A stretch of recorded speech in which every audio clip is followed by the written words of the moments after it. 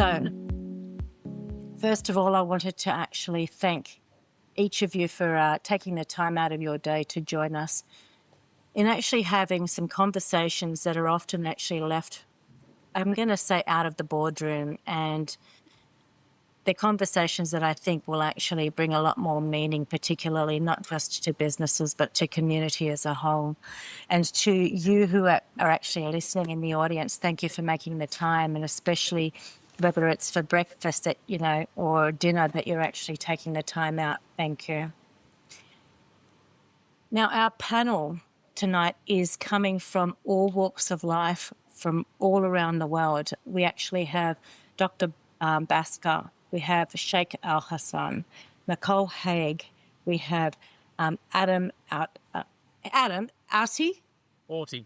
Did I say it right? Auty. Auty. My apologies. Anna Akopian, and Laura has actually just fallen off, but we've got Laura Anderson who will actually be jumping back on. The theme of tonight is actually following back through what we started with the initial session. It centres around conscious leadership, but today's particularly around conscious leadership at the intersection of power, systems, and humanity. Our first conversation was powerful, but tonight we're really actually going to be deliberately diving into the intersection of systems and humanity, and the information and knowledge that the actual panel is actually bringing together, stems right across law, health, youth protection, finance, technology, governance, community. Every single one of the panelists are actually operating inside some really powerful systems. Some are actually inherited, some are actually evolving, and it's exciting. And some actually have, I'm going to say, deep resistance to change. So the conversations are actually quite pertinent. So where we're actually going to go here is asking you to reflect and to pause. We're actually asking if we can change the questions that we're asking to look at a different narrative. I'm asking you to look at what actually sits between that system that actually says that it stands for, I'm going to say, equity, ethics, integrity, to what people are actually experiencing. How will we actually gain that greater awareness, that responsibility and the courage to actually look at things differently? This isn't about dismantling systems. It's not actually asking that. It's asking for us to ask better questions from within them, to look at transparency, to actually look at where are we sitting when it comes to humanity instead of, the hierarchy, having a look at what is the dialogue instead of silence. We all know that the world is actually changing through technology, AI, health, law, global power structures. So for us here tonight, the question isn't whether change is coming. It's really actually about how consciously can we actually participate to shape it. So it's going to be a very dynamic and powerful conversation. There is no single one perspective. It's actually about a shared responsibility. So as I actually begin, I want to actually welcome each of the panel, and I'm going to actually ask them to give a little bit of their story very briefly so that you can get an understanding as to who's actually sitting here with you. So let's begin the conversation. I'm going to just actually try and get back into Laura. She sent me a little note. And so she may pop in as you're actually starting. Adam, do you mind if I actually start with you just to actually share your story, just so that, our actual audience can actually know a little bit more about you and what's brought you here? Thanks, Cathy. I'm an accountant by training, and that's probably my technical background, but probably for the last 15, 20 plus years, I've been more actively involved in leading purpose-driven organisations in the sort of membership, non-for-profit space, really trying to look at how systems within those organisations can actually deliver outcomes not only to the people within them, but also to the broader community in which those associations and organisations actually intersect with the way a community actually comes together. Currently, I'm the Chief Executive of the Law Institute of Victoria, which is the intersection between law, the legal profession, the role that the law plays in underpinning a democratic society, but also a good, strong civil society. And it's something that I'm really passionate about, and particularly in the current global context, about how do professions and individuals within professions contribute to ensuring we have a very strong civil society, which is actually inclusive, actually is responsive, but also is adapting to the expectations of the broader humanity. Thank you, Adam. Sheikh, can I come across to you? Yes. What you like to listen?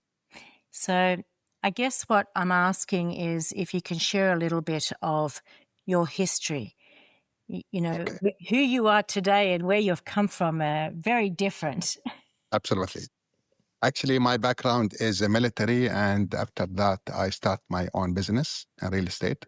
Then I starting for education and lifting the consciousness and the way of the people, how to think and how to heal yourself and how to have a very powerful influence to upgrade the people around me. I cannot change the world, but soon as I change myself, immediately the other people behind me, they're starting to upgrade as well. Yeah. What I'm looking for right now, we have a lot of problems. Everybody know the problem of consciousness, about the relationship, about intelligence, and you name it. And I think we have to study the solution. Everybody talk about the problems. So the solution is available, but we have to gather together and put it in very nice garden with different flowers so everybody can see the beauty of this life. Yeah. Yeah. And we have one problems. We are lost the compass and we don't know the map of our life where we are heading. So if we know, at least there is a lot of dark area that we can see it every day, but we don't know how it's work. We don't know how to sleep. We don't know how to eat. We don't know how to communicate. We don't know how to walk. We don't know how to wear. All those things, we need to put it in proper way. So later on, maybe I can add a little bit more my opinion on that. Thank you. Thank you. Thank you, Sheikh. Anna, can I switch across to you now? Sure. Thank you, Cathy. I guess my background is a little bit mixed, just like everyone else's. I come from a very long retail and corporate banking and then switched to technology space. I have a legal background that kind of created a curiosity in diving into governance and frameworks in technology space, in particular in cyber. And post-cyber, we started to transition into artificial intelligence, which created a lot of noise and still is, and it will. And off the back of that, my personal legacy that I always think about is what are we going to do for our future generations? And as leaders, we have a human responsibility to pave the responsible way of making decisions. We are working and dealing with younger generation that knows nothing but AI, and how we responsibly give them direction from the leadership perspective to do the right thing. And because of that particular passion that I have about taking technology to schools, but also guiding organizations to make the right decisions in a way where human judgment still takes control, where humanity is still factored in decision making. I started my own company a few years ago, and that's part of the conversation. Hopefully, I will continue having with everyone. I think what we're actually hearing, and each of you have actually said, it's actually about the human-centered in, no matter what it is that we're doing, it's bringing things back to being human and connection. Nicole, can I actually switch across to you? Yeah, sure. Hi, Cathy.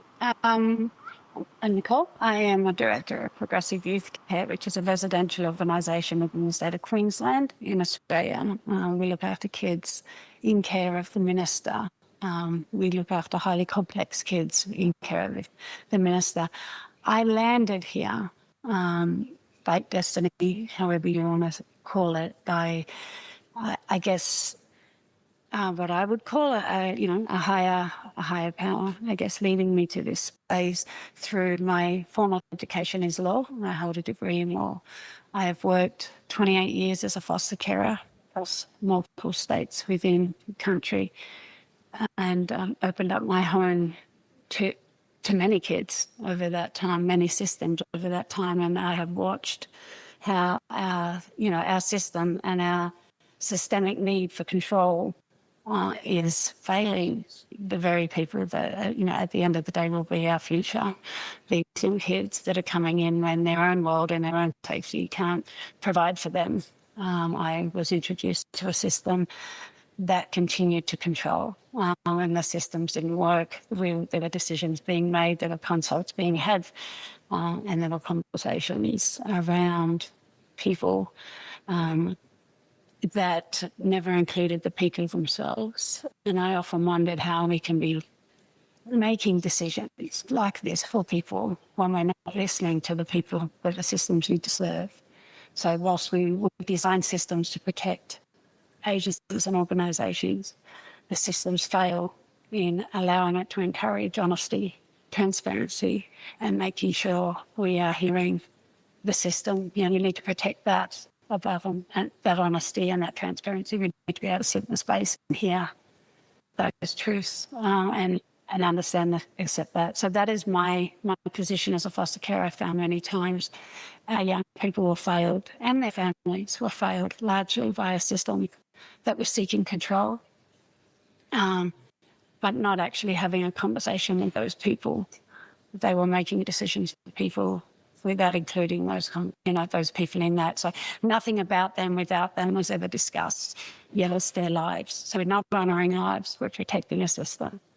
And that is how I come about looking at stepping into a residential factor, looking at how we can bring a system across a state and hopefully across Australia to bring it in where we have a system that's flexible, that's honest, that's open, that's transparent in a space that is often dark and difficult for many of our families and our communities at a time when they need help, not at a time when we need to be dictated to or we're restricted by a bunch of rules that were made up by a bunch of people that have never walked the walk to understand, to talk the talk. So it's just about, having, that's how I landed here. So I've been here, I was a lawyer for 18 years in the state of New South Wales on the public prosecution.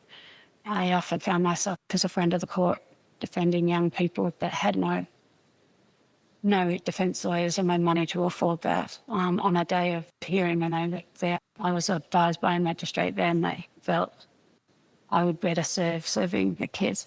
So that was my, I guess, kick to get over into the community sector and work towards that. So for the last 5 years, I've built an organisation.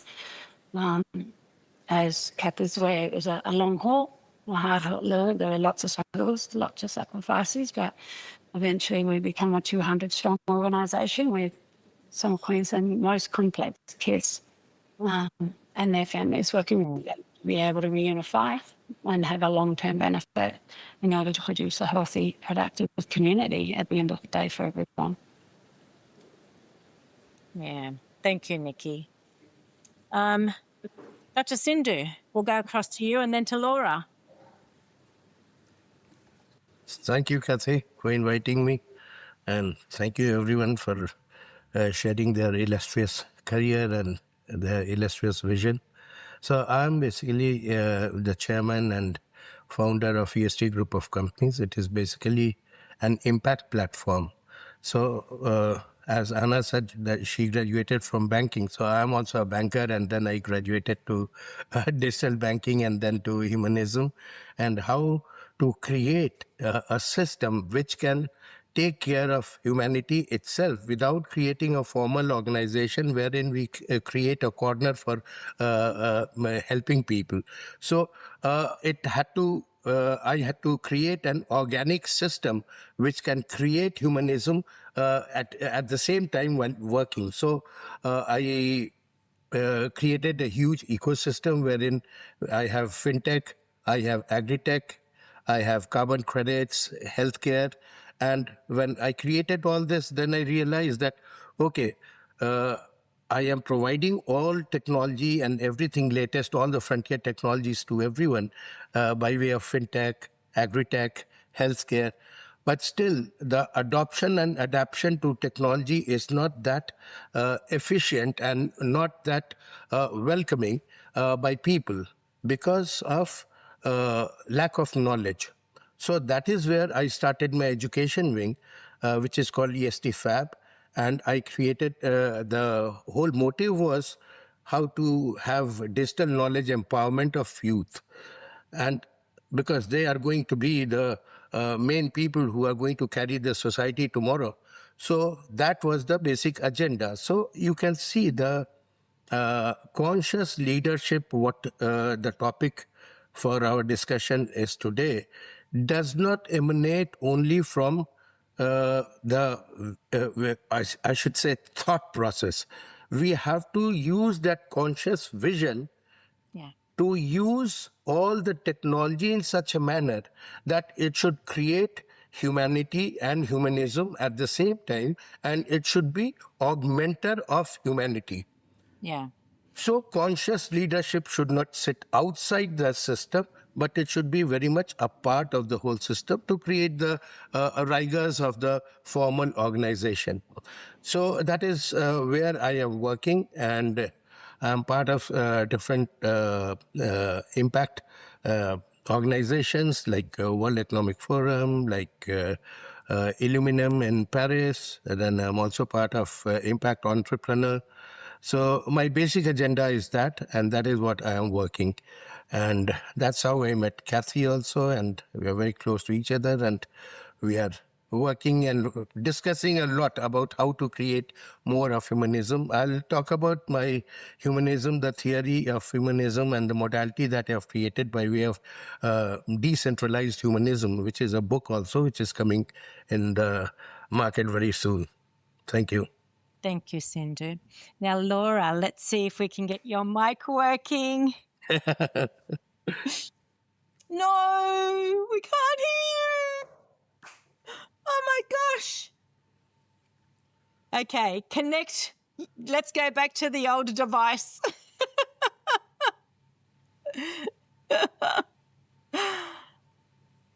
So, I think the one thing that I've actually heard from each of you sharing is that no matter what system we're actually in, the one thing that has often been left behind is the very thing that the system has been created for, and that's usually a person, a family, a young person.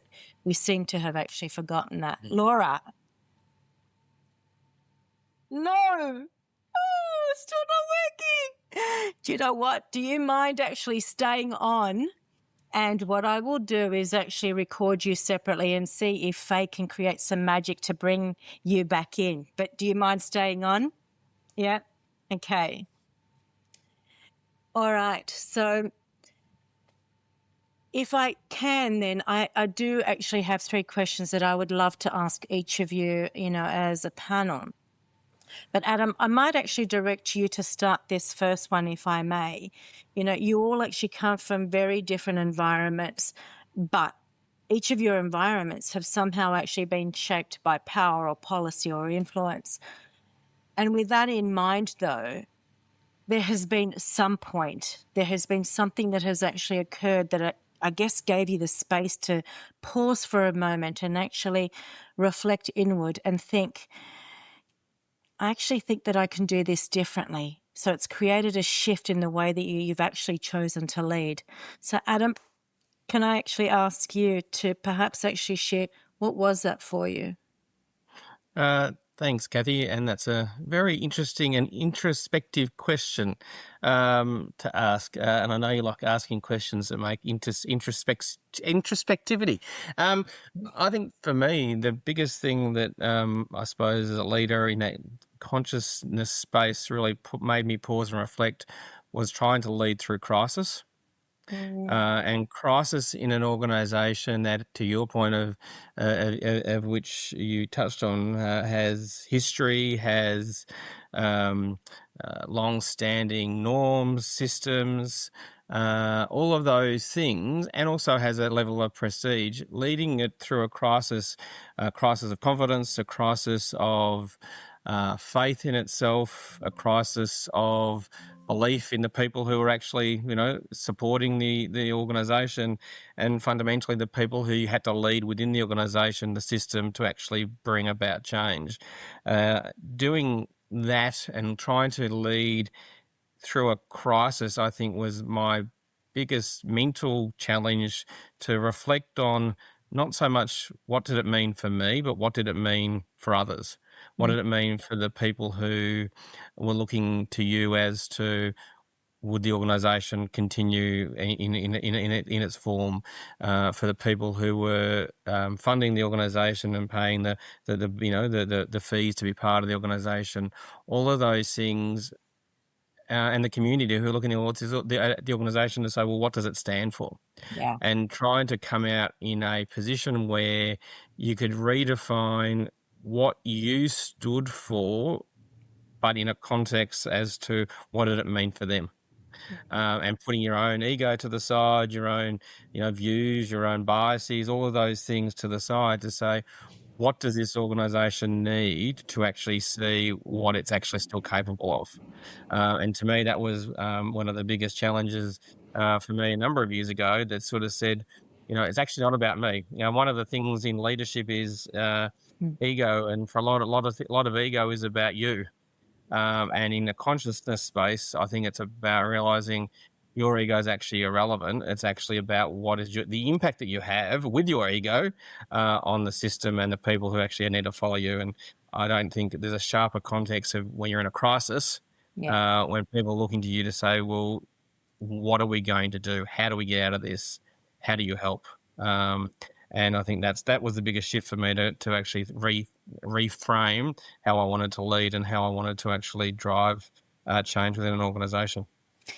It's interesting because you've actually shared a moment of crisis, and usually when people are in crisis, and we will normally react and we will default into what we've already experienced. But what you've actually, I guess, afforded yourself the opportunity to do is almost actually step aside. I actually look at it as you've looked at your higher self and said, what's the choice that I actually want to make here to do something differently? And that actually isn't the easiest thing to do.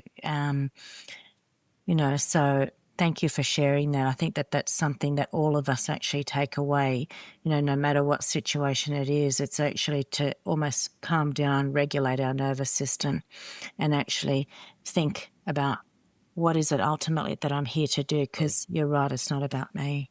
Thank you for that. Anna, what are your thoughts?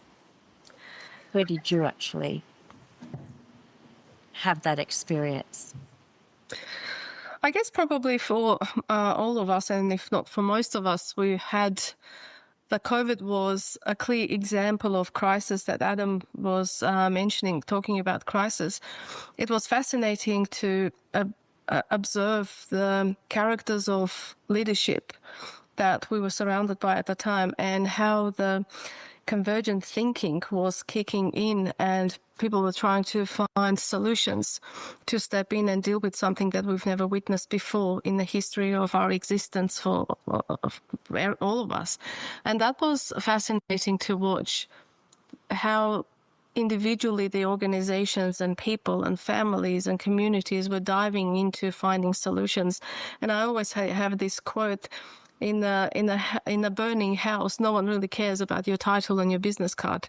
So you need to, it doesn't really matter. So you need to come up with a solution that delivers the outcome to save, to come up with a solution that will have ultimately the impact of survival.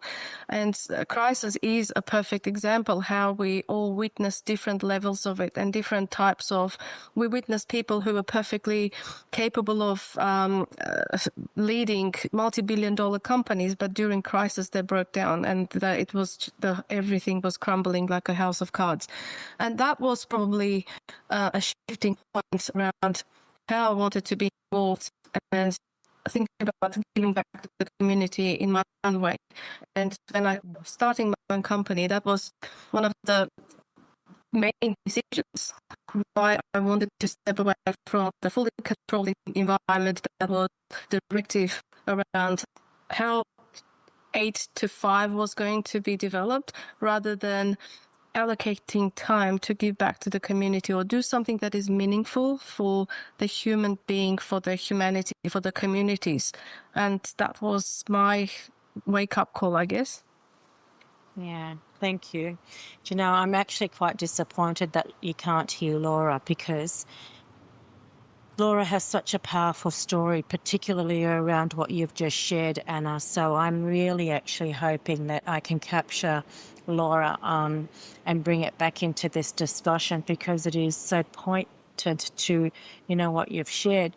But if I may, Laura, you know, just adapt one small thing that I know from you is that the one thing that Laura actually did during that time was actually ask different questions and actually encourage a different conversation. And I think that's one thing when we're actually in a crisis, what we default to is not to do that, or perhaps it's actually not to be as tolerant, you know, to actually hear a different perspective or to accept that there is a difference. But Laura, I'm actually going to, you know, bring you back to come in and touch on that, because it's very powerful. And she is actually doing something in Guernsey in February that I'm going to encourage each of you to actually, you know, look at. She's putting on a forum in Guernsey in February. And Laura, I'm taking your thunder just in case I can't capture what you're going to say. But you know, it actually comes back to COVID and, you know, what were the decisions that were actually made then, and how can we actually have different conversations and actually just have different people actually at the table to share a different perspective. So I'll leave it there, but Laura, I'm really hoping that I can get you back. Sheikh, what was that defining moment for you where you actually realised that despite, you know, the environments that you were in, that you realised that looking introspectively, you were choosing to be a very different leader?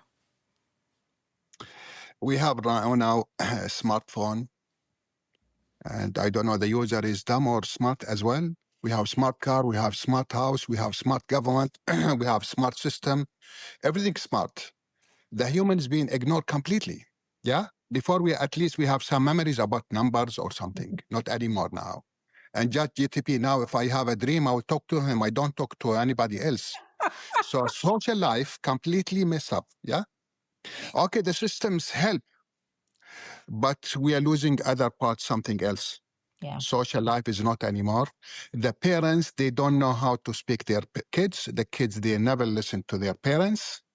This is one, because if the father have a debt in the bank and he want to discuss or consult his kids about how to make money and how make a fortune, and said, Dad, you are already broke. How you can give us this type? So we have a sort of gap between two generations. Now everybody have a story. Every house have a story. Every country have a story. Everything. So what I suggest, if we create a logbook, just a small logbook, to give me a navigation of where I am standing in this life.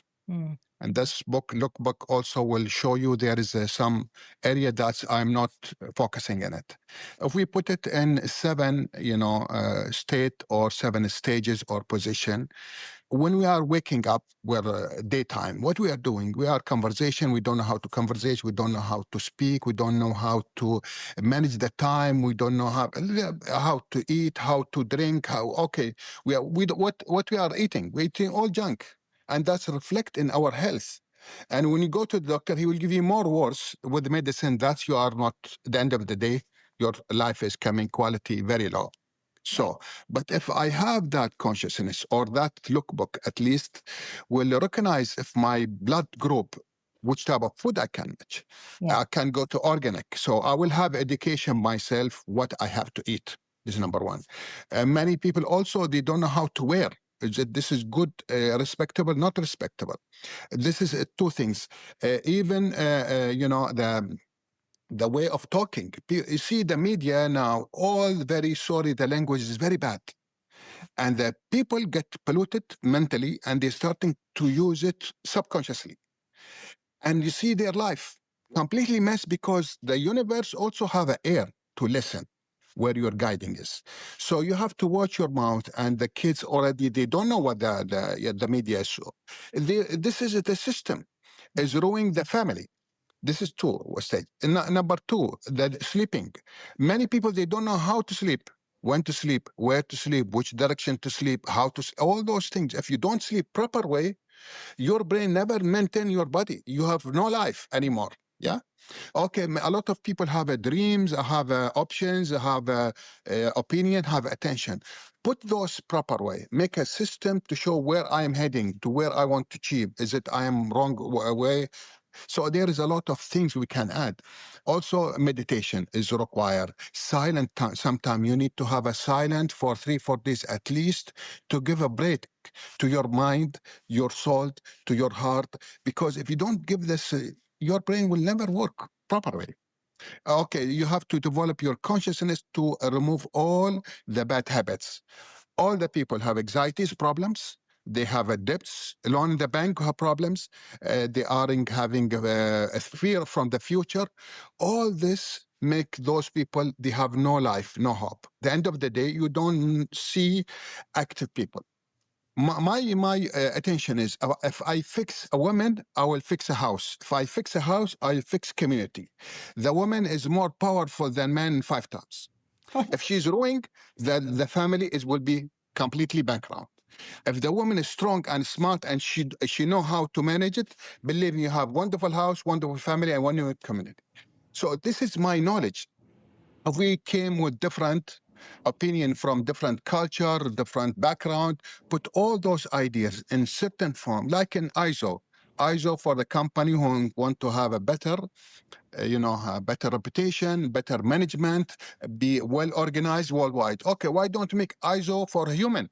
Put a system people can follow. Say, okay, where I am weakness, how I increase my part. The end of the day, at least if I add 5%, 10% in each person, I make fortune different direction.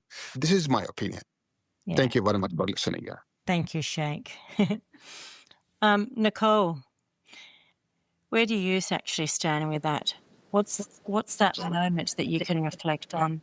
I can actually relate to what Sheikh was saying there a lot. And I work daily, if not hourly, with crisis. So for me, the moment was when I was sitting in meetings and we were discussing people that, were labelled as non-compliant or high risk, or they were given all the names that they were given by a bunch of people that actually have never met these people, have no information other than a case file note, and they were forming decisions that would impact their lives. And when you would raise certain questions, system doesn't allow for that. Framework doesn't allow for that. So looking at challenging things, it was shut down every time we tried to look at that. So for me, it was about making sure we have systems in place and needing to challenge those systems, but actually taking into account the needs of the people that the system is supposed to be, trying to serve, not disregarding or disengaging our humanity in order to climb the corporate ladder or to tick a box. In Australia, we work in a lot of governance systems, and for many things, it's just a matter of ticking that box to make sure that's checked off. They actually haven't sat with these people. And the responses that, the non-compliance or behaviour risk, they're actually people that are dealing with crisis in a way that many of us won't. These are not normal, rational people. We're dealing with people in a moment of their life when it's dark and they're unsafe. They can't sleep, they can't eat, they can't do all of those things. But as long as those people that sit in the position dictate the system meet their checkpoints, they will continue to climb and succeed, while the people that the system's supposed to serve continue to struggle. So for me, that is where I'm going. I'm not going to support a system where it disengages humanity and doesn't challenge us to listen to people that we are actually here to serve. So that is how I ended up with it. Just listening to each of you, I think the one thing that you've actually been able to do is from within the system, you've been able to actually look at things slightly differently. I often say, if we actually just sit 6 degrees to the left, you're going to have a different lens to what it is that you're actually seeing. But not everybody actually takes the opportunity to have a voice. And so far, each of you that have actually said something, you've taken that step, you've had the voice, you've actually spoken up for that very personal community that the system has actually been built for. Sindhu, where are you at? Well, as I was a banker, basically, so I was posted in a rural area. And that was the revelation point, because we have been talking about haves, have-nots, and there was a lot of buzz and a lot of talk about different technologies. So, but it was all above in the air and at higher level in metros, but nothing was coming to rural areas. So I knew that, okay, from wealth haves and have-nots, now we have technology haves and technology have-nots. And that is where I decided that, no, we have to integrate this technology to this rural countryside so that the whole complexion of national economy can change. Because basically I was a banker, so I was thinking first on financial terms and to create the conversion and to create the transformation and then take it to other sectors like agriculture and healthcare. So that was the basic point. And then I found that you cannot individualize things and then say that, okay, it is going to succeed. We had to create a community of people, like-minded people who can carry forward that agenda and carry forward that mission to do that. And they can be your able assistants in augmenting your technology march. So that is where I created that community-based banking so that it can take care of rural employment opportunities also. The uneducated people in rural areas can have something to fall back upon and they do not turn to criminal activities. And they became the real, I should say, the epicenter of the financial aspect and the banking, that they were identifying good people, good borrowers, good account holders. And by word of mouth, we created the whole setup. And there was no expense on advertisement, publicity, and everything. Whatever money we could have spent on advertisement and publicity, we tried to incentivize the customer so that by word of mouth, the whole message can pass on.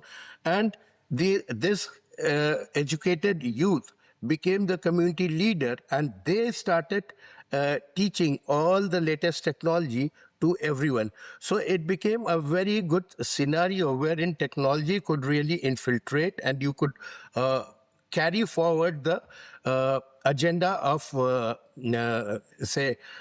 making them tech savvy. And that is why in India, when Prime Minister Modi came, he started this Jan Dhan Yojana, wherein digital accounts were open to all the rural countryside farmers and all for direct payment to those people. So this was the net result and effect of all those things. And that is why you can see the so-called fintech march in India is like stupendous. It's Yes. mind-boggling. Yeah. So that was the point which where transformed me and which made me work in that direction. And from fintech, then I graduated that, okay, since I was focusing on tier 3, 4, 5 centers, because I knew 1 and 2, they don't require any assistance and help. So I was moving only in tier 3, 4, 5 centers. So then I thought that, okay, let me now work towards the agri-tech sector and carbon credit, because I had to create pool of capital in those rural areas so that rural capitalism can work with industrial capitalism, and that can create the whole national capital, and that can augment the national economy so that there is no incidence of deficit budgeting and all those things. So that was the whole concept. And from there, I then realized that, okay, healthy farmer can be a very good asset for agriculture. So that's why I graduated to healthcare. We created a patented thing. But that was, again, to provide not only healthcare, a proper healthcare, but also diagnostic services. So it has telemedicine facility, diagnostic and automatic pill dispenser system, everything under one umbrella. So that is how I progressed and made whatever EST group is as of now. Do you know, just to hearing you, you've actually shared very similar, again, insights on if you're actually going to change the system and you are genuinely there to enable, access and equity to those that perhaps had not had it. You've got to have them at the table. There's no point in actually making change if you're not actually asking the people, the very people, that you're there to actually provide the service and the support for, and I think every single one of you have actually shared that. Sindhu, if I can actually just stay with you, I think you've spoken, in respect to systems and the design. The actual good intention, I think, of where people start somehow gets lost along the way. That inability to recognize that if we are actually enhancing systems, are we actually creating larger gaps?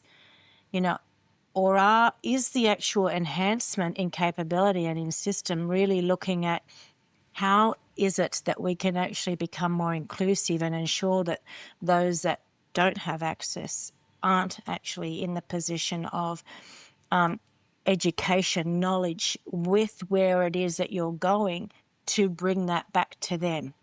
So having the systems then actually intentionally become human-centered. How do we actually, as responsible leaders, conscious leaders, actually ensure that we are always actually looking at where the gaps are?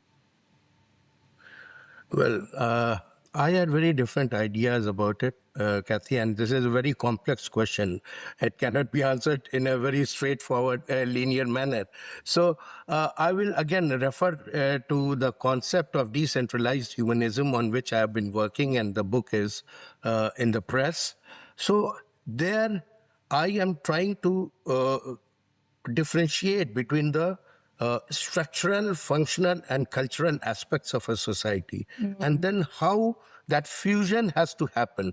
So the holistic aspect of a society created into parts, and then all parts combining to create that whole. So that holism should be there. All these ideas, or say sociological analogies, have been part of my system and my thinking, because that was part of my research also, sociological interpretation of economic history. So that is why it is very much centric to that. And that is what I have been talking about in decentralized humanism, wherein it aligns naturally with the, say, philosophy of conscious leadership at the intersection of power, systems, and humanity. Because it gives you the structural answer to the moral question: how to preserve human dignity when systems grow large, abstract, and impersonal. So that is where I discuss all these aspects, that human values must not sit outside systems as ethical add-ons, but it should be embedded within that architecture. Yeah. And leaders should stay human inside rigid structures. And decentralized humanism then asks that why these structures were not designed to be human in the first place. Why do we just create the structure, then try to add human beings to that structure, creating a human corner? So if we create the structure thinking that, okay, these are the group of people who have to be served, and we have to create a structure for serving these people, then it will be very much responsive. It will have all the human values. It will be catering to the local population, the local elements, whatever their requirements are. Because in centralized system, whether in governance, finance, healthcare, or technology, power, data, decision-making, they tend to concentrate at the top. But in frontier technologies like AI and automation, it can accelerate that concentration, because whosoever is creating that system and managing that system controls that system. So making systems efficient but emotionally distant is what is the centralized system. But when you talk of decentralized humanism, it responds by redistributing, I should say, agency, ownership, and voice back to individuals and communities, ensuring that technology amplifies participation rather than control. Yeah. So, I will give you the example of my agritech. Agritech is not just agriculture as an occupation. It is encompassing so many things. It is catering to national economy. It is trying to create individual capital so that rural countryside is dotted with individual capitals which can be clubbed together to create the full rural capital, which can contribute to the national capital. And that is why my agritech has three parts, wherein farmer as producer of crop, second is farmer as seller of crop. That is how they can create the capital. And then once capital is accumulated in their hands, then how it can be rotated, because idle capital will be waste. So third is farmer as wealth creator, in which I have gone to the extent of creating a rural stock exchange, by which there will be investment in GSEC, so that that money goes back to government, which was given to farmers by way of subsidies and loans and other things. So that way deficit budgeting for government will come down.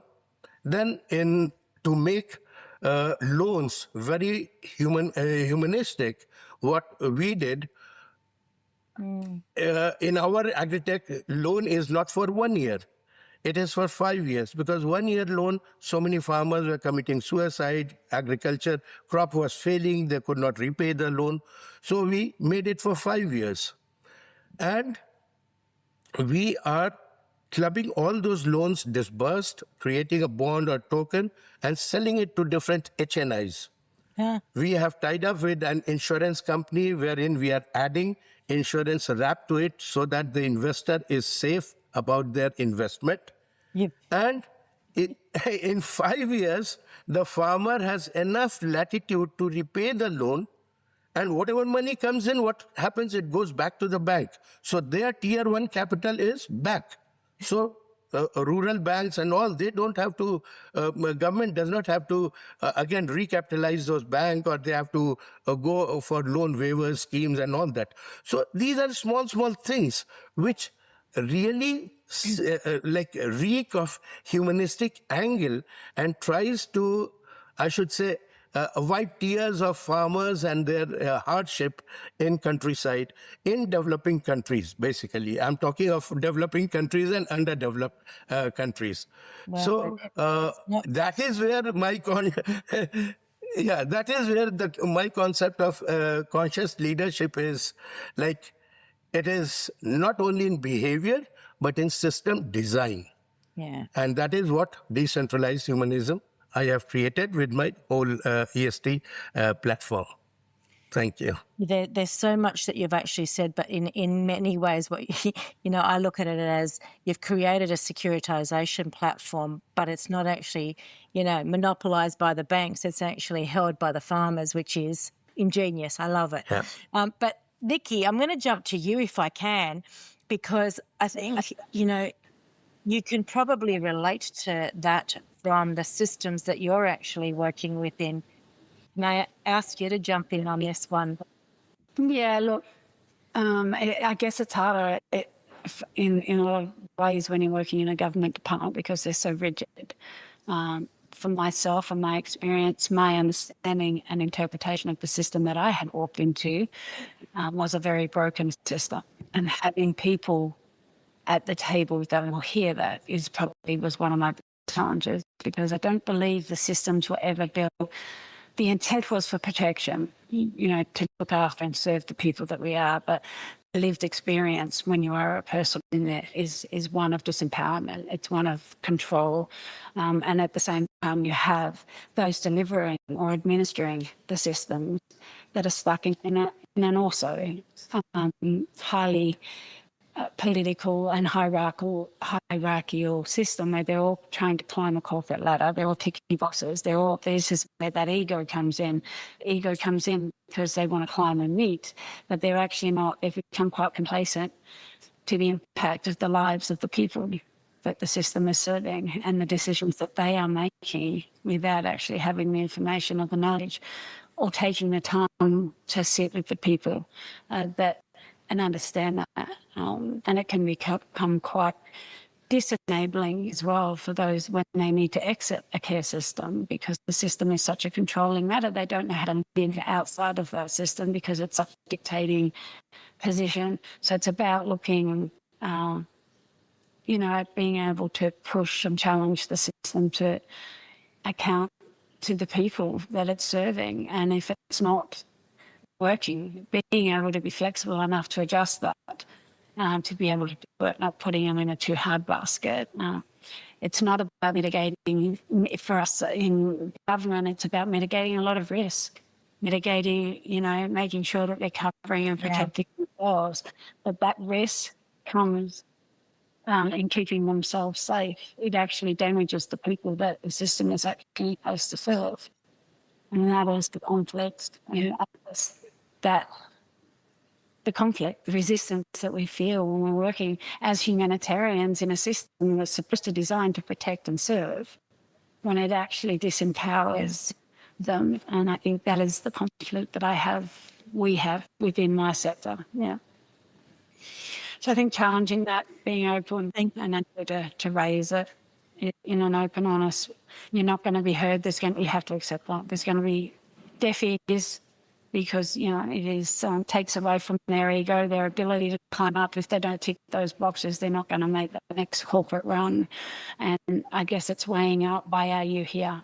Why do you sit in this space if that is I'm not saying that that's a wrong thing. If that's what you want to do, go for it. But why sit in a humanitarian space? If it's about corporate climbing or ego, personal gain, if you're not going to put it back to the community. Yeah, it's an interesting space. I'm actually going to jump to Adam here, because I think from, what you're actually almost sitting on one side of the fence, and then I guess Adam has actually got exposure and experience on maybe actually understanding how a system is actually created, and how do we actually bring harmony, to the topics that we're actually discussing. Adam, can I get you to jump in here? Yeah, it's interesting, as Nikki was talking, Cathy, one of the things that, and you and I have spoken about this a bit, is what sort of civil society do we as individuals want?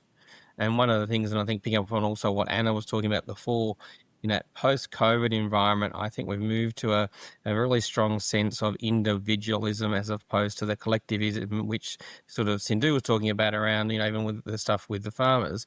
And obviously in the space where I work now, the law, one of the, a number of the things that we are constantly looking at is you have to have systems and structures because they do actually frame what democracies look like, what civil society looks like. But you also need to actually bring the community along in some of those dialogues. And one of the issues, for example, that we're having a lot of conversation around in the law is issues of youth crime and increasing in youth crime and higher levels of crime within that sort of demographic of younger members of the community.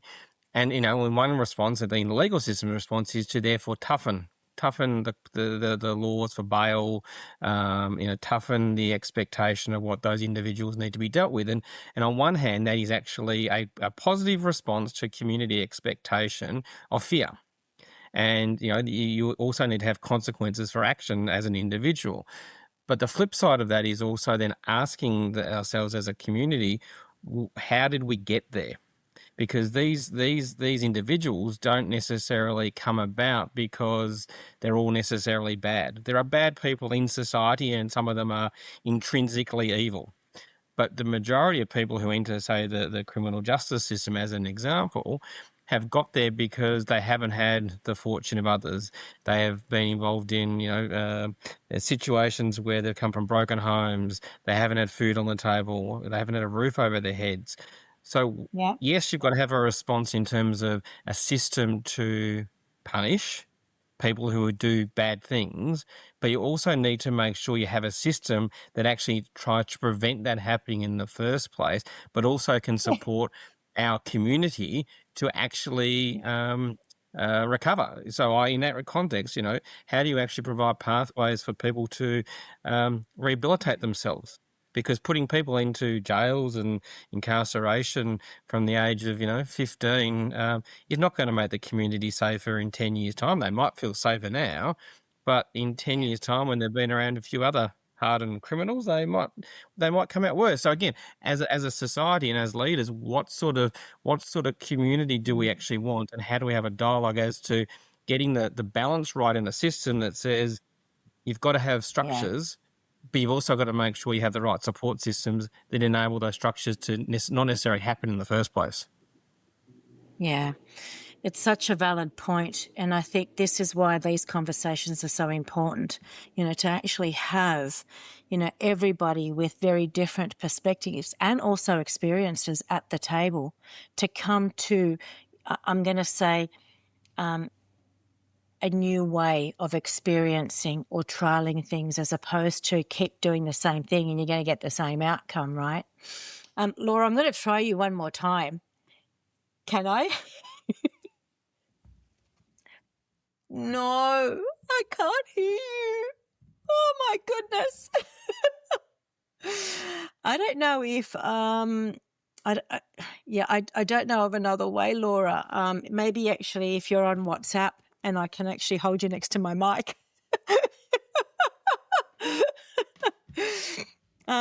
Sheikh, I might come to you, Laura. We might try it.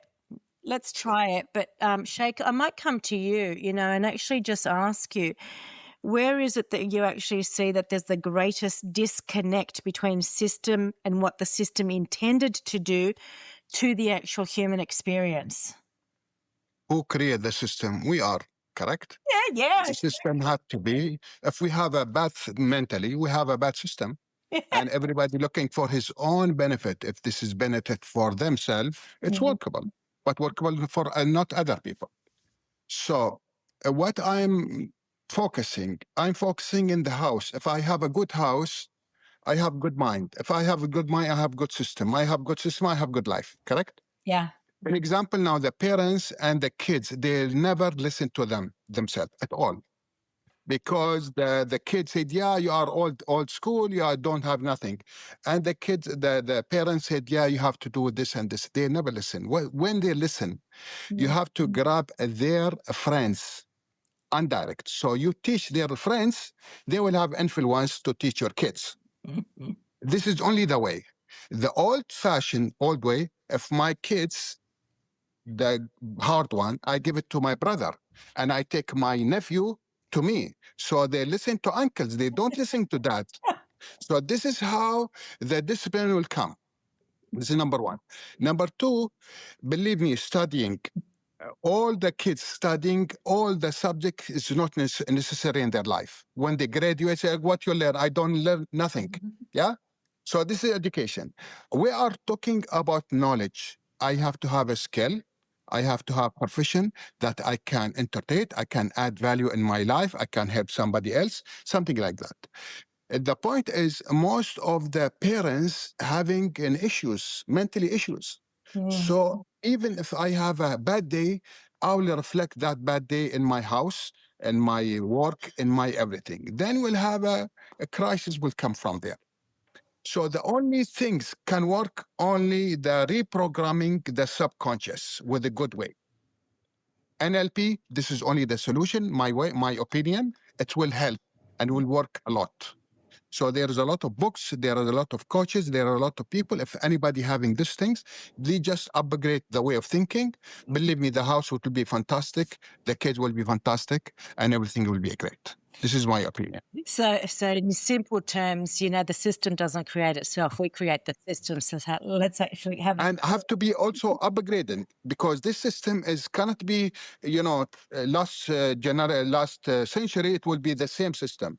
Just imagine what's happened in Corona. Everybody changed. The divorce rate has changed. The work people think, the social life changed. Everything changed. Small things will change that direction. So we have to use that knowledge, that experience, and put it in our life for a better way. Yeah. Thank you. I will just take 5 minutes to the toilet. No problem. Laura, I don't know whether I actually heard you come through then. Did I come through now? Yes. Dude, that's an You Clearly, the universe didn't want me to say anything until now. Yes. Go for it, Laura. Do you know what? I might actually I'm just so ask sorry. you. One thing that I'm not gifted with is technology, but one thing that I'm gifted with is a big mouth. So I'm going to. So I wanted to jump onto what the Sheikh was just saying. I feel completely that, and I may have said this to you before, that in an incredibly unusual way, the pandemic was a gift to us in that it shook people to their core on almost every single aspect of their living and their existence. And it made us do a lot of reevaluation. It made me do a lot of reevaluation. I was someone who'd, I've lived, as we all have, many different guises in life, from somebody who worked as events organizing and managing to public speaking to performing as an actress. And then for the last 20 years, I've had my 3 boys, and I've been working as a body worker, so functional body movement and that sort of thing, which has taken me into a deep dive of consciousness in a greater context, which I will elaborate on in a minute. But when the pandemic started, I smelt something really off. Everything just felt wrong. I realized that I was being given one narrative. And I guess maybe, again, going back to the point of education and, how do we sit in education and how have we been brought up to be thinkers? Dare I suggest that critical thinking has been something that's been crushed out of us. Our education system, certainly within the West, has been one of you go to school, you sit down, you listen, you get told. You get told what science is, you get told what history is. And of course, that might look very different from depending on which country you're living in. But I realized that our ability to actually ask questions during the pandemic was shut down completely. And for me, that was enough to start looking at what they were trying to tell us was misinformation. So when I started doing that, I realized that a lot of the people who were being stamped as misinformation had, up until that point, been very revered and esteemed scientists, medical researchers at the top of their field in places like the Henry Ford Institute.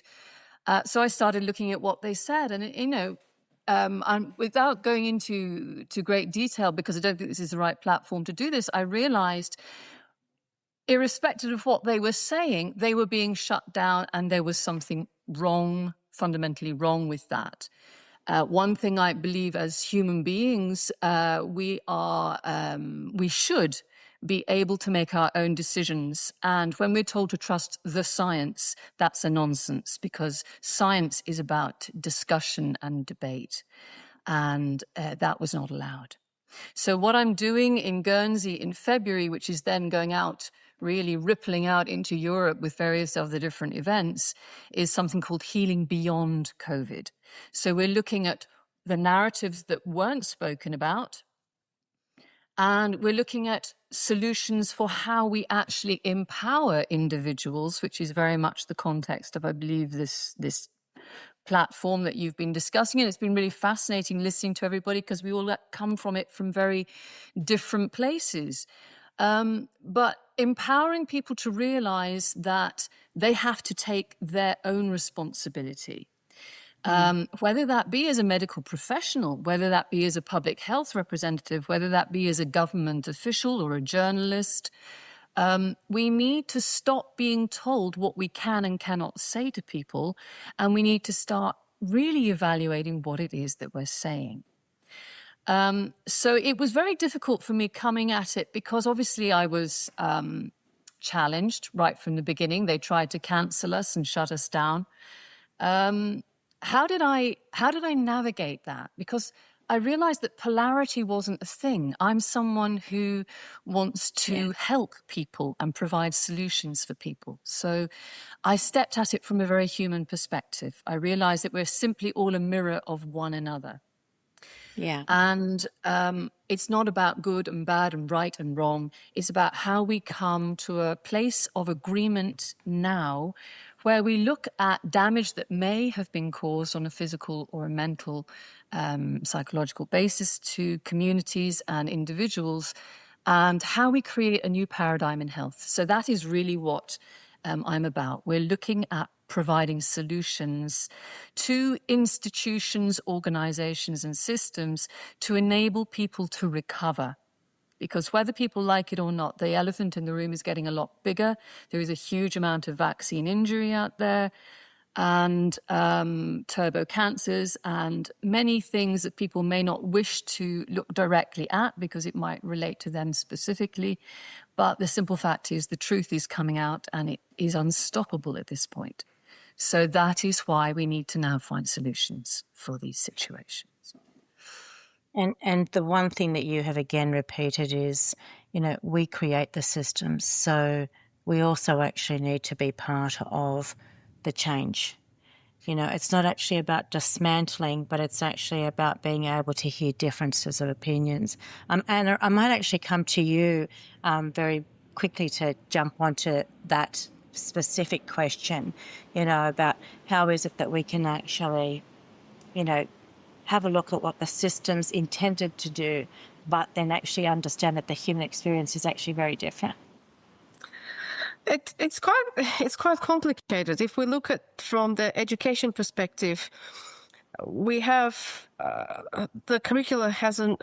I mean, I've lived in many countries, and a curriculum hasn't really changed for the decades and decades. Yet the way we think, the way we raise our children, and the way we navigate in life, that is completely 360 different. Yet curricula that we seeing needs to be followed. So in some aspects, at some point, I really hope that we will start looking at the education system, and there's a reason why during World War II, Winston Churchill was saying that we need to preserve art, we need to preserve history, we need to preserve education, we need to preserve scientists. And because that was the core of the country, that was the core of the society and communities that they were fighting for, ultimately, part of it. But if we think about policies and regulations and all the processes that we're seeing, they were built and shaped to follow. But the reality is, it's not we're working, if I look from the technology perspective, the technology touches on 4 or 5 different laws simultaneously. Those laws haven't been reviewed or updated since 1960s. And yet we are trying to work around those old laws and policies that were created decades ago. And somehow we're trying to create a governance around it with the technology that is moving at astronomical pace. And it's in a way we are it is a conceptual combination of crossroads where we're standing, the legacy of the old and what we're trying to create going forward by preserving the mechanism of originality at the same time.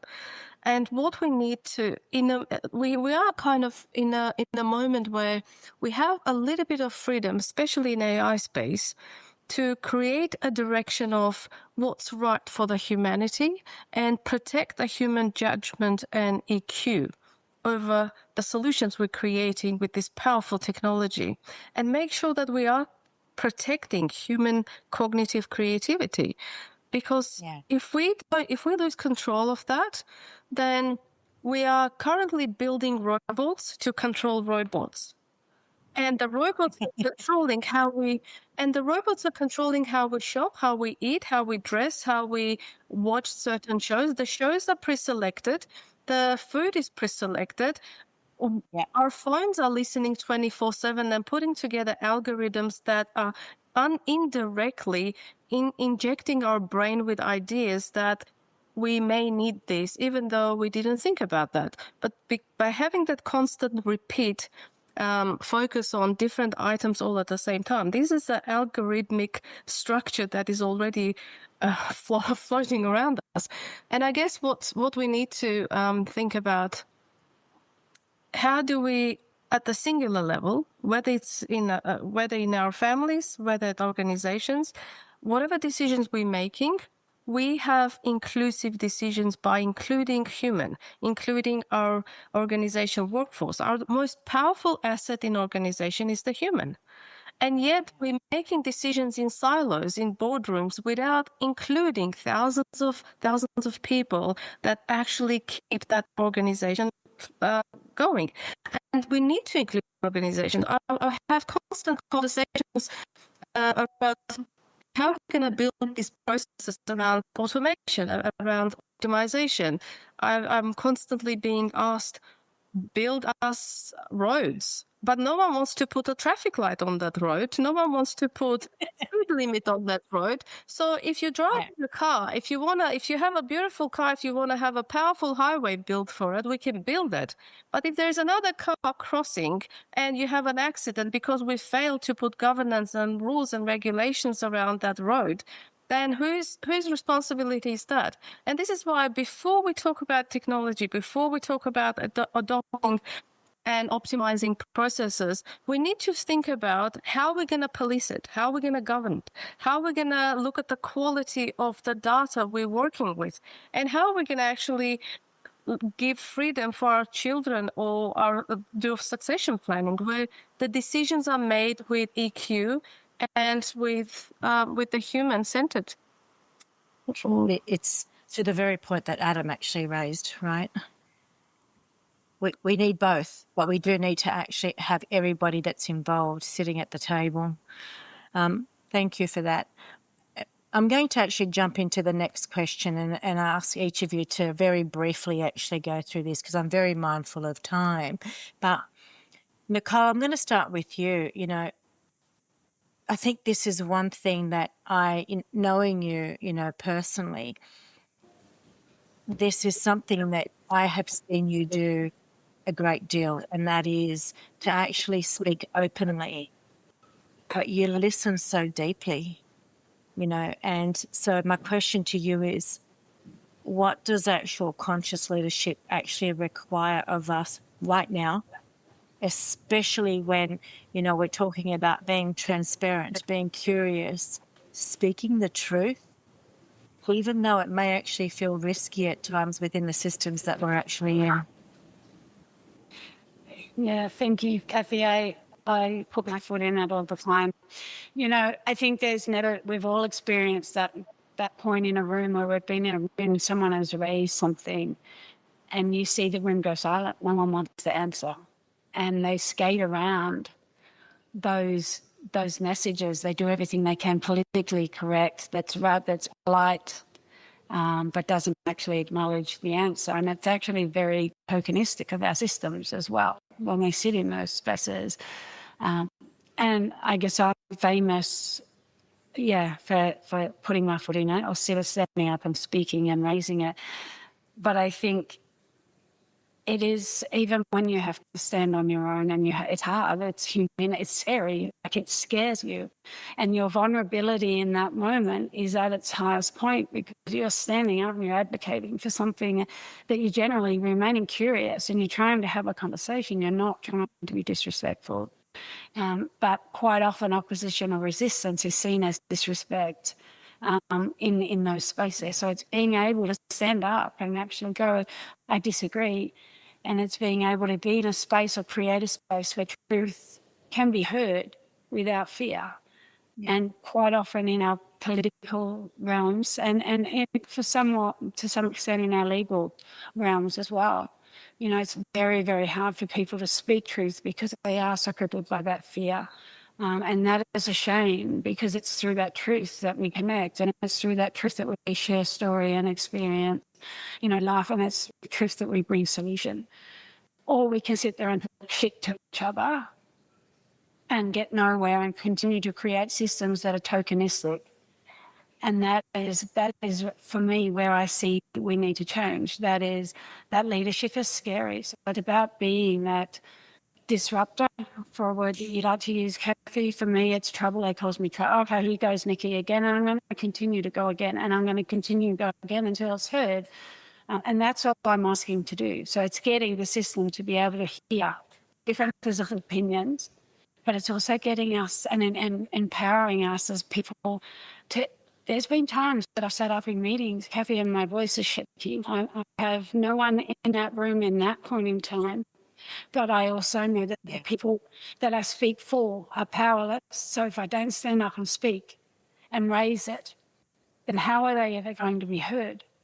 And if we can't sit in a space of leadership where we can sit and have those hard conversations in a manner that we all see things very differently, it takes many minds to make great things. And things that I can see and I bring to the table, you can be able to offer a solution to that perhaps I can't. But we are having consultations that are just tokens. That's all it is, because decisions are already dictated by the systems that are built. And the systems that have been built to mitigate risk to government, mitigate risk to company. But at no point does it address or mitigate the risk to the damage that it's creating to our people or the people that system is trying to serve.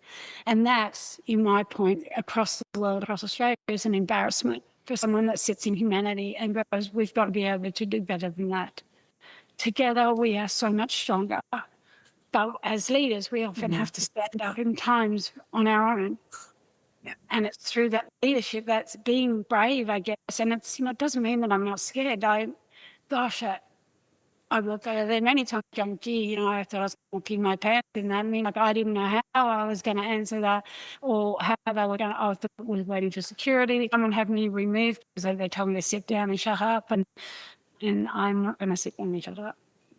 So I think it's about having the courage and risking, at times you're gonna piss people off. But if that is what creates change, then that's what we have to do. Those that shut down that are the ones that are crippled by the honesty. They're the ones that are fearful of their own ego. That's going to prevent them from moving forward with themselves. As a community, as a whole, we need to work together and listen to our people. And I don't think that that's being done. So as a leader, it's my work I try and do every day is to make sure that I create a space for my up-and-coming people that it's safer for them to speak truth without fear of being punished. So that is where I sit. But it's a very toxic and it can be a very damaging. I still sit back and go, I don't know how I do that. Or wow, that was a tough point. And, you know, even through your own experiences in working with me, I've been beaten down. Tried no, unless, and I lost it. I didn't know how I was going to keep going. What I didn't know is I had to keep going one way or another. So if I could do it, then other people could do it. But I think it's just about being able, like you said, bringing the people to the table, us being open to hearing differences and opinions respectfully, speaking truth respectfully, and hearing truth respectfully. Doesn't mean we all have to agree, but we can sit in a space where we're all trying to achieve something that is going to drive us forward, that is not tokenistic and is not got an end date here. When, you know, for me in my space, it's when a child turns 18. That's it. The system's done and they're lost. They're out there on their own. We should be giving them something that's going to cover post 18. It's going to keep going out into community and keep giving to their families, to their community that's struggling. And that, as a leader, is so. For me, it's about when truth feels risky. That's generally the sign that I have to stand up and speak. So we do. Yeah, it's just being brave. I think for me, it is. What do you want them to speak or say for you if this was you and your family? And that's how I. That gives me my brave. I think, and I can say, if I was in this situation, who's going to speak if I wasn't here for my family? And when I talk about my family, for me, it's community. It's my colleagues at work. It's my family, the people I'm going to leave when I move on.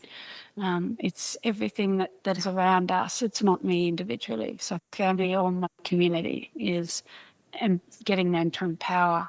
We created the system. We could create another system. It's just about bringing the right people to the table. Yeah, thank you. You know, I'm going to jump across to Adam here because I've actually seen, you know, Adam bring those sorts of discussions, you know, to the table. And I think for Adam, to your point, Nikki, integrity and ethics actually plays a big role. And yes, sometimes you do have to have those conversations that may actually be uncomfortable. Adam, what are your thoughts? Where do you actually sit with this? I think there are a couple of things, Cathy, and not to be brief, but I think obviously having an ethical frame to actually guide some of that conversation, I think, is critical, because I think a lot of what gets lost is where do people's values and ethics actually sit within this. But I think even underpinning that, I think it comes back to some very basic human principles around empathy and compassion. At the end of the day, we're part of a community. We're part of a system. The community is a system. We're part of a system. We're part of a community. The more we can have conversations which are empathetic and have compassion in those conversations, which are underpinned by ethical decision making, I think the better we can actually improve those systems. But we also need to be realistic, and we need to be able to acknowledge that there are fears. There are concerns. There are lack of trust in some of these systems and processes. So how do we actually enable people to feel comfortable to talk about them, to actually engage with them, and also be able to listen to what's actually underpinning them? And I think what Nikki had mentioned before with all of these things is actually bringing lived experience to some of those discussions. And again, I see it day in and day out in the law is there are lived experiences on multiple sides of equations. There is no single binary issue or solution or cause. So the more we're open to dialogue and discussion and do that with a level of empathy and compassion, I think the better the outcomes will be for the community. Do you know, retribution for speaking something differently is such a big thing, you know, and being able to actually hold the space to hear somebody say something different is the biggest challenge that I've actually seen, you know, and you alluded to that, Adam. So thank you. Laura, I'm going to give you the space to actually speak because you've been silent for a bit, but I'm going to switch across to you if that's okay. Yes, I think I've been very touched by what Nicole was saying, and I really resonate with it hugely. I've always realized that it's the way you say things. It's how you make people feel. It's not just the words that pour out of your mouth, because there are many brilliantly articulate and eloquent people around. But it's when they feel what you're saying is really coming from a true conscious place. And that is what makes the difference. And that is what has always been what I tried to convey when I've spoken, and sometimes, yes, very triggering subjects to do with narratives that people didn't want to engage with.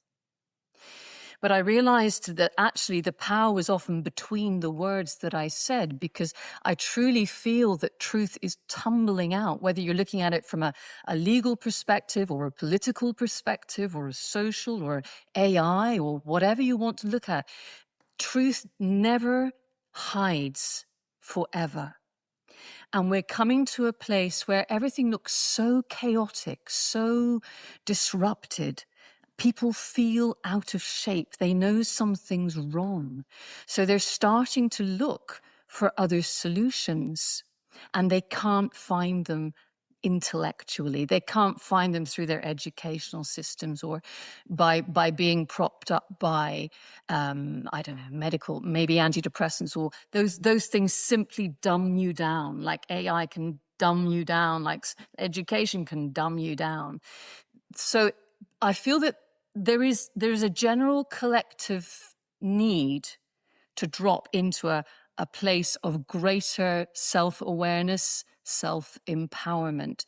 So what can we provide? We can provide the mechanism by doing that, by walking the walk and talking the talk and being the thing that people feel like they're missing, by being brave enough to stand up and have those conversations and realizing that you're coming at it from actually a place of love. And I don't mean in a sort of a romantic sense. I mean, you're a human being, I'm a human being. We're supposed to be on the same side here.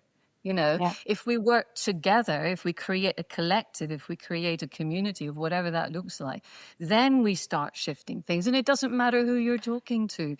And I've recognized that, you know, I can talk to people at the top of a government chain or whatever, because I can talk to them as a human being, and they know that I'm reaching out from that perspective. And if I can touch them in that way, then I get them to have genuine conversations with me. And that's what's happening in real time right now. And that's why I'm so thrilled. You know, people will say, Laura, how are you so excited about this point? You know, things are looking so crazy. How can you be so positive? I'm like, because I feel the shift. I know people are reaching out. I know people are wanting to find solutions. Yeah. Great. That's the starting point. And that's the ignition. And, you know, year of the fire horse, bring it on. You know, this is where we are. It's a rapid race. Anna, where are you at with this? Yeah. Thank you, Laura. I didn't hear it, sorry. The question? So the question was actually about, you know, how is it that we can actually really allow conscious leadership right now to actually look at how we can be transparent, to actually speak the truth, to actually, I guess, speak the truth despite feeling that it is a risky situation for us to speak in that, you know, often against what's actually being said. I will try to be as honest about how I feel about this. And obviously, this is a very honest platform, and we don't have to think about being politically correct. And that's the whole purpose of this platform. The reality is, we are more than ever, we are living in a time where we need to go against the wave. And we need to stand up for the true values of what the core of family was. And I strongly agree with what Sheikh Hassan was saying. Everything starts from the family. The respect for the parents, the respect for the elderly, the respect for the officials, the respect for each other, and the support system, love and empathy and care. Everything starts from the family. No child is born with an evil plan and agenda. Everything happens throughout the life because of the experiences and because of the situations and challenging times that they witness, and people change. I don't think we can say that people are born evil. Well, there's a percentage with the DNA, apparently it happens, but majority humans are really, really good creatures on this planet, and we need to actually try to remember and remind ourselves that humanity is all about care, love, and protecting each other, loving each other, and supporting. And we need to stop following the greed, because that's how it was done for 100 years. This is the time where we have the ability to stand up. Whether we're going to be popular or not doesn't really matter. The reality is, there's so much happening around the world that if we don't stand up for our thoughts, for our integrity, for our values, that nothing really we do matters. There's no point even trying. And this is where, from an organization perspective, leadership needs to step away from transactional thinking, and a little bit step away from commercial decision making, and factor in equally that involving human and the impact it will have on the workforce, impact it will have on the community, impact it will have on the environment. All those decisions need to be factored in equally with the commercial decisions that they're making. And that's where the challenge is going to be, because we just have a legacy of a mindset and how things were done. And this will be the most challenging times for us to gradually step away from it and protect the future, and at least give the right guidance around the core values of the family, respect, and doing the right thing, but also shaping into a way of living, something that will be relevant in real time, rather than following rules that were given to us 100 years ago that don't matter anymore. You actually mentioned the word values, and it's interesting. I was running a workshop only the other day, and I don't know that we necessarily truly understand that. And even when you look at it from an organisational point of view, we write a mission statement, a vision statement, but at the end of the day, we can always actually justify why we don't do something. And it's the same with values. So unless we are actually really prepared to uphold that, so if it's good enough for me, it's good enough for you, and it actually means that, it's the same thing that actually applies, there's no actual variance, then I agree, we're able to do that. That's actually the level of consciousness that I don't know that we really stop to think about. Sheikh, I'm going to actually ask you a specific question, if I may. Yes. You actually shared that your journey started, with the military service, and then business, personal development, charity. You also actually touched on ancient wisdom practices. So from your experience, how do we genuinely look at consciousness from inner awareness and actually ensure that there's actually alignment with natural laws that actually influence leadership, as well as how we're actually integrating it into the principles that genuinely transform our well-being, business, life in general actually applies? Yeah, between the human and the animals all the time, they pick the qualified leader to lead them. But our system is choosing maybe corrupted leader, we don't know. So this is the different about nature. And not everybody can be leader. We have a course called anger management. In the break, the coach was shouting his wife with a telephone, yeah? So if we see this leader or this coach give us this type of knowledge, how we can give him a respect back? So this is number one. Number two, we are talking all the time about the system, or blaming the devil, or blaming the government, blaming everybody. We have to blame ourselves. We have to wake up. We are sleeping with the media, sleeping with other things, even the war coming with the language of the people. When they're talking bad, The reflection will come back to them as well. So what I saw everybody talking about, how to be happy. You go to have a book to be happy. Next day you are not happy. Or to be wealthy, you read the book, cannot work. You need to have a physical practice. You need to have a leader. You need to have mentors to gain.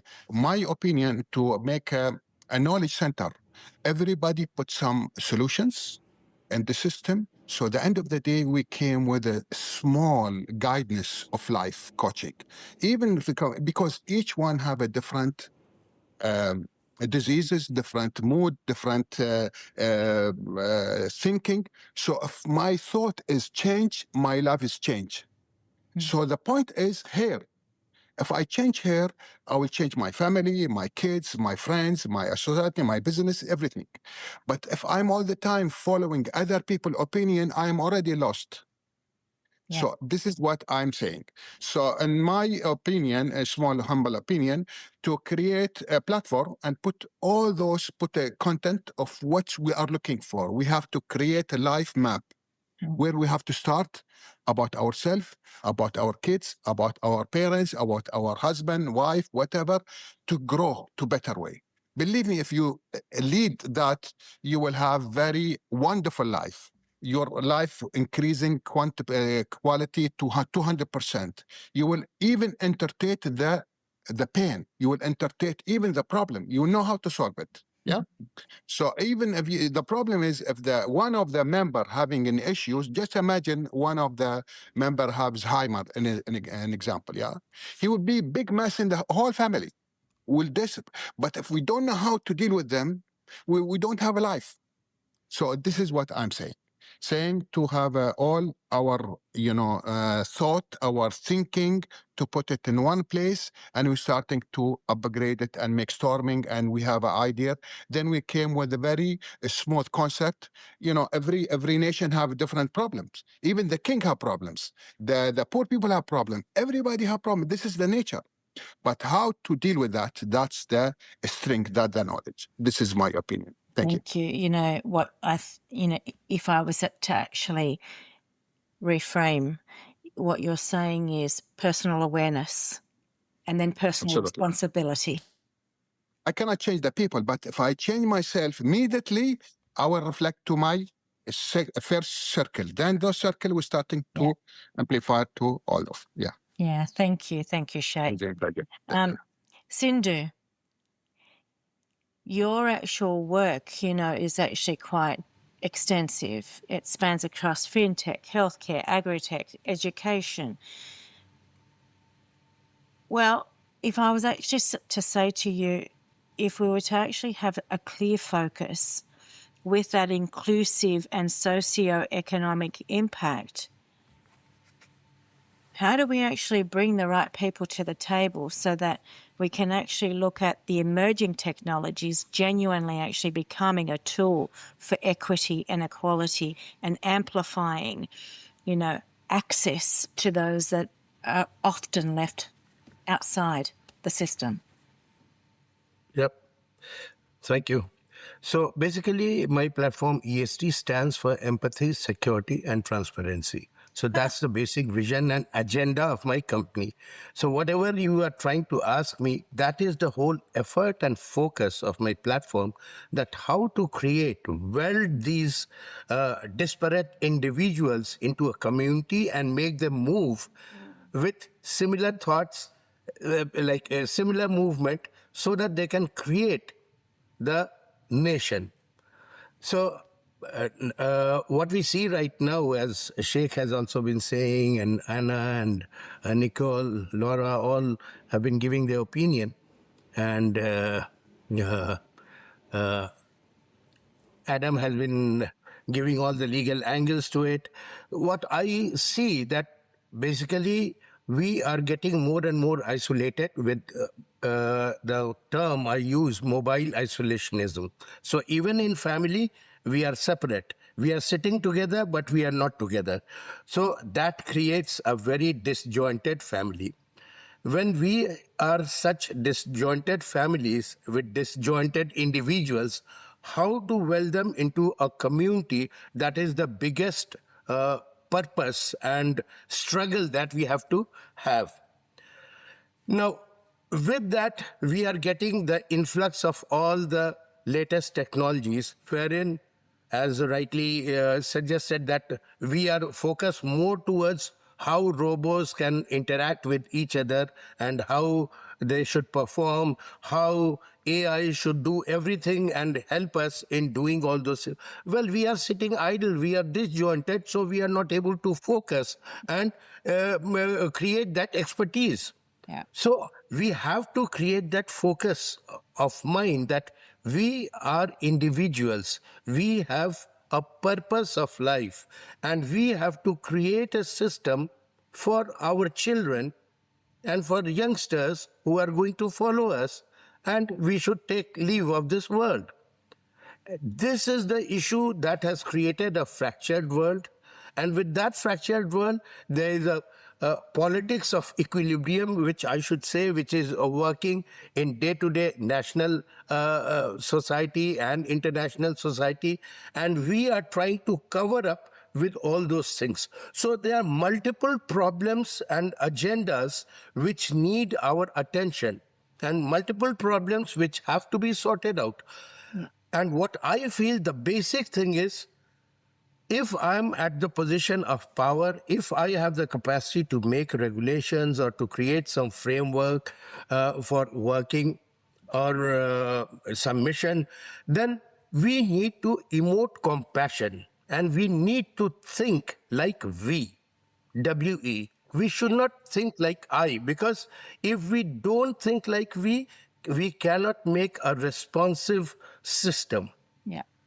So I agree. once you have thought of that compassionate emotions, then you can become I and create that regulation so that the system can be created and everything can be can start working. So here I will say intelligence capital has to be very, very responsive, and we have to take care of all those things. Then only we can create that movement which can lead to humanism, and real individualism can be there, and we can weld technology also, and still humanity will be there to use that technology. Thank you for that, Sindhu. I think when we actually create systems, it's really actually done on such a big spectrum. And that's the reason why we actually miss what's sitting, I would say at the masses, because they don't have access. If we come back to community, which is a way that humanity was originally actually, introduced, we were all actually operating collectively within community. Even in raising children, the old saying is you actually have a tribe to raise a child. That no longer happens. Those things are actually invaluable. It's actually not just about the family, it's the ecosystem of an organisation as well. We don't work in silos. When we can actually work cohesively, and be open to differences, the innovation, the acceleration of growth is phenomenal. So thank you. Laura, if I can actually come to you, you really have actually been quite deeply involved in creating spaces for, I'm going to say, alternative health conversations and challenging dominant narratives. And often that's actually been, at a personal and professional, I'm going to say, cost.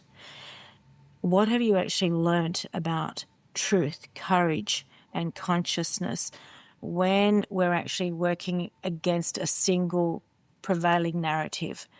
And how do we actually stay grounded rather than, in that polarized moment? It just comes from intention. And I always realized, no matter what was coming out of my mouth, what I was saying, if I came at it from a place of pure intention, where I honored the fact that I had a pure potentiality of outcome. And yes, okay, there were times where It costs me a lot, personally, career-wise, and everything else. But I'm surrounded by other people who are in the same situation. You know, some of these very revered doctors, such as Dr. Peter McCulloch and Dr. Robert Malone, and even Bobby Kennedy, who's now working at a very high level within government, obviously. These people put everything on the line and were regarded as misinformation and labeled. And I think that when you're labeled, when you label anybody, and I'm not just talking about it from the perspective of health, but as soon as you label someone, when you start talking to someone and they get stamped with this, even mentally in your head, if you stamp somebody with that, it shuts down your ability to listen to what they are actually saying and what they're actually conveying. And if we understand, if we respect the fact that we are all simply a mirror of one another, irrespective of who we may be, whether we may be just the little, you know, the little actress standing there waving her baton of whatever, or whether they're a leader, we all have an equal part to play because we are all equal.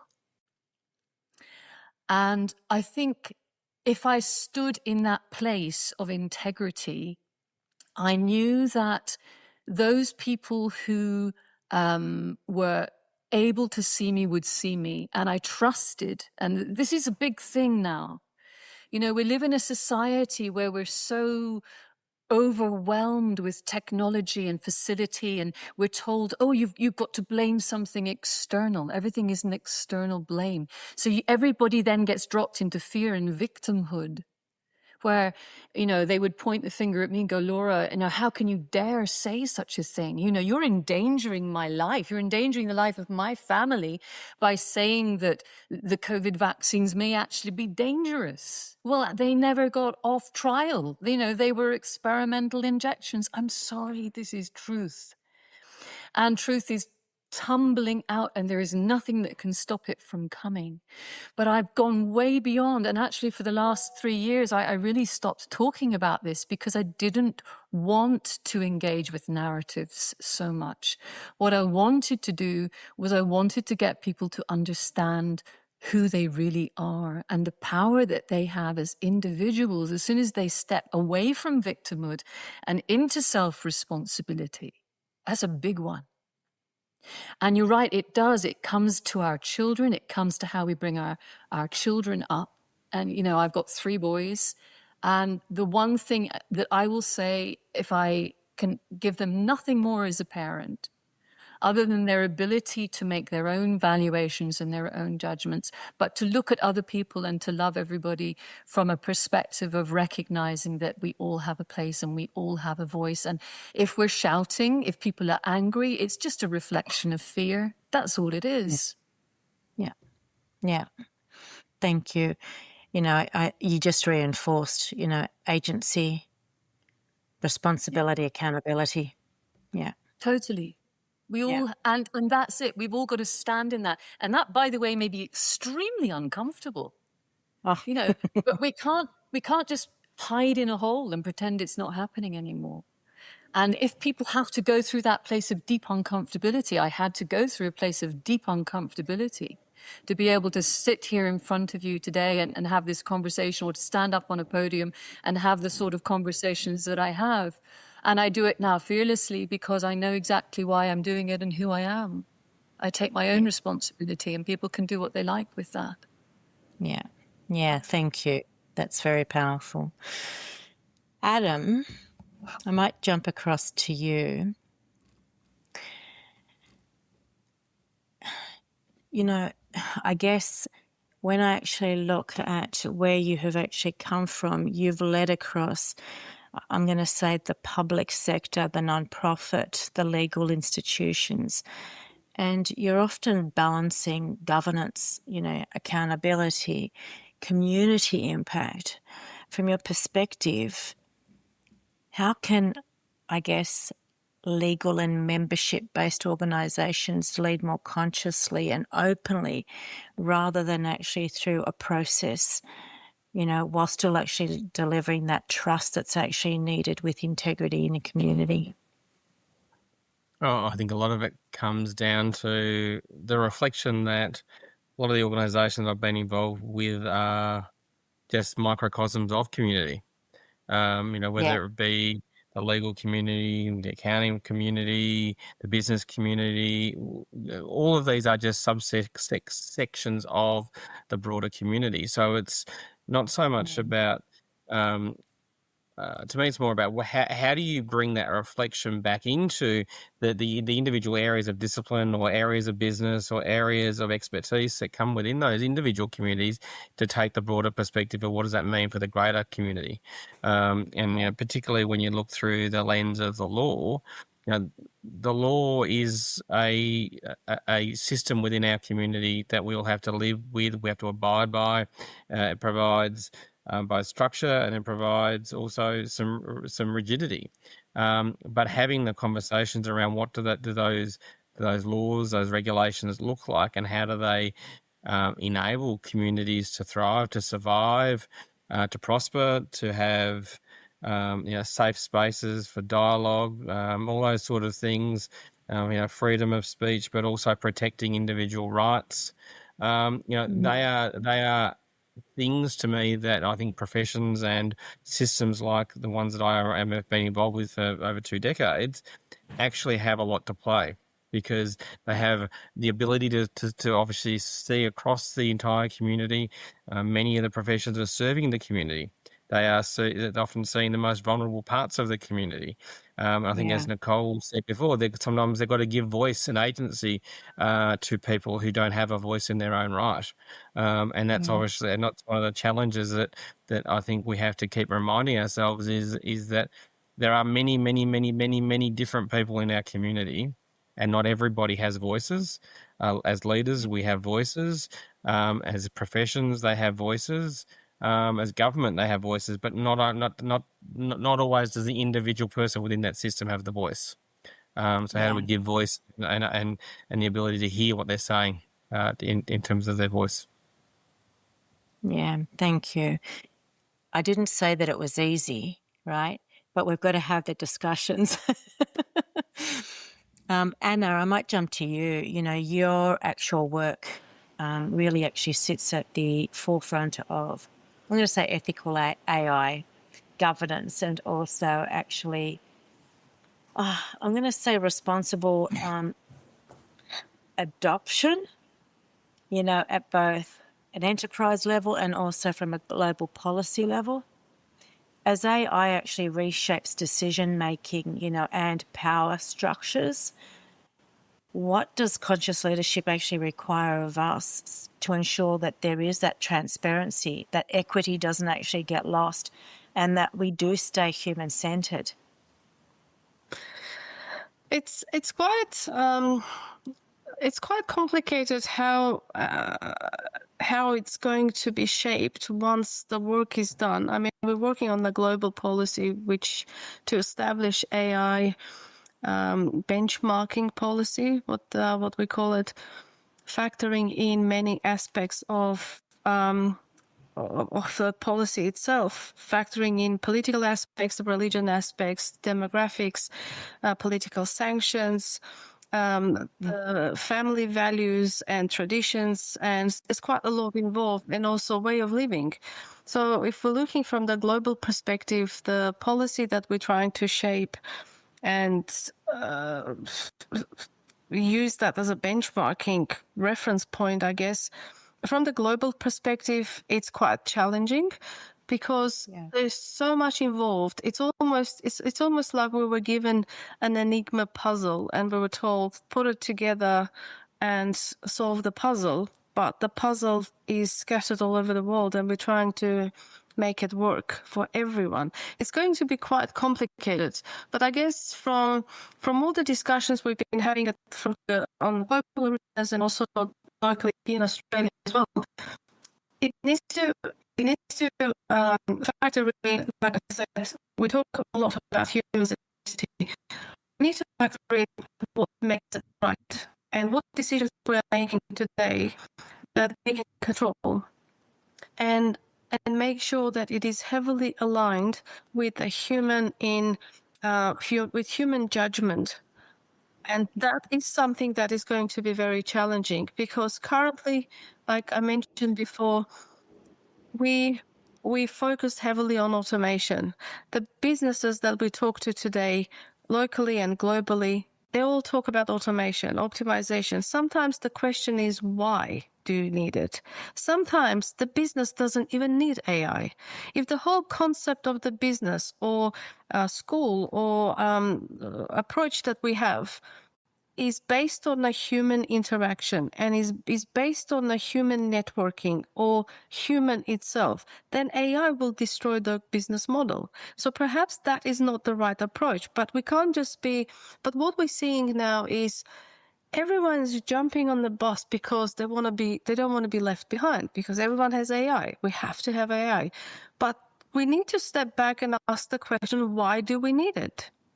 If we are solving a problem, that's fine. That is actually operational delivery that we're trying to fix. But from the human perspective, are we involving people around the decisions we're going to make, the policies we're going to build? Because currently it's scattered. AI impacts every single part of our life, every industry. There's no industry that it does not impact. It's a fact. And that is the dilemma. And I think we are not fast enough. The technology is much faster than us. And I really, truly hope that we can get hold of the control and start to implement policies and regulations and governance and framework that will actually put human first and then build around human and what the outcome needs to be for humanity rather than the other way around. It's as you were talking, I was actually thinking about Nicole and, in the work that Nicole does, I'm thinking, how do you actually apply AI when you have a young child that actually needs that comfort? You can't. That's the human element, right? Nicole, I'm going to jump to you now. Your work actually centres around child protection, youth wellbeing, and creating systems that genuinely actually honour safety, dignity, and belonging. So from your experience, how do we actually bring that sort of sense of leadership and consciousness into advocating for those children within legal frameworks and policy systems, and ensure that, I guess, what's actually being created as a framework actually enables that child's voice to actually be heard? Okay, I think that there's a few parts to that within society. I think one, it's framework of all sectors, not just the child protection sector, but it's the health sector, it's the governance, the policing, all of those, and they're all conflicting because none of our systems marry up, match, none of our all complement each other. So we're all fighting a fight against each other. So I think first alignment is needed to be brought into play, and again, that's bringing those people to the table. But I think getting rid of tokenistic consultation, the tokenistic movements that we make within our systems to check a box, is not hearing the young people. And whilst they are children and we as adults within their life need to make an informed decision, we can't make an informed decision if we are not having a conversation with those and hearing the impact that it is having, the trauma, the psyche. As humans, we heal through connection. We don't heal through system. We are stronger when we have support. A system's not going to give that. A system's not going to nurture a child and let them know that it's okay. A system's not going to let mum know that I promise you your child is going to be safe tonight and she's going to go home and she's going to sleep. That can't come from anything other than connection. And that has to come when we come together. We agree to respect each other's rights to difference. We agree that not my way is not always going to be the way that works, and that is okay. So I think we need to acknowledge and respect the differences, but I think it's bringing the voice of the people that the systems are serving and actually hearing them before we make it up tokenistic.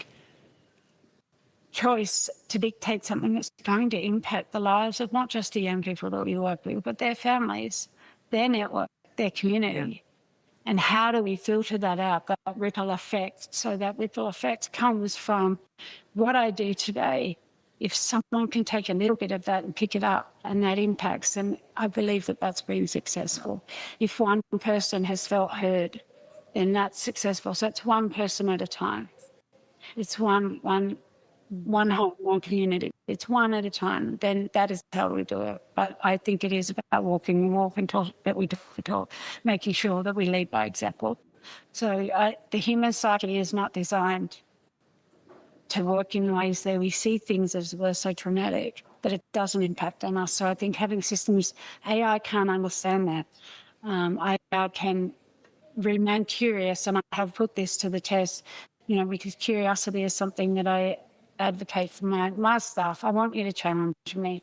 I want you to remain curious and ask, when AI is very good for that. So there are ways that we can not necessarily bring nurture and comfort to the people that are in the systems, but AI can absolutely be, in my point, train us, help us, prepare us with hypothetical situations that government and systems can't actually answer. And I think, so there's a lot of potential in that place. But I still think at the end of the day, humans need humans.